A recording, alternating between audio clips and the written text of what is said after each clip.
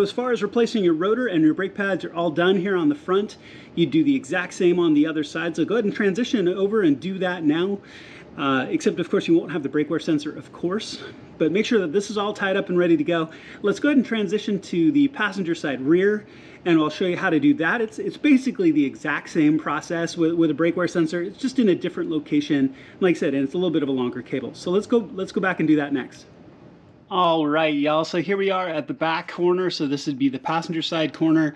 And I'm going to move through this one a little bit more quickly because it's going to be the exact same process with the exception of the brake wear sensor, which goes way back over there, which I'll show you in just a second.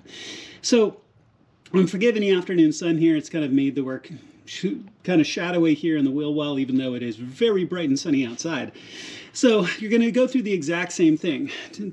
Take a screwdriver or similar or a pry tool, go ahead and pop your rattle clip out. That'll come out. Pull the caps out of the ends of your two little rubber grommets right here. This one is fighting me coming out. There you go. Now, as a reminder, make sure that you put the other two back. And as you go all the way around, if you still have these, make sure to put them back. So go ahead and pull those out. So then, you take the rattle clip, you pull your 7mm Allens out. Those will come out. Those big long bolts will come out.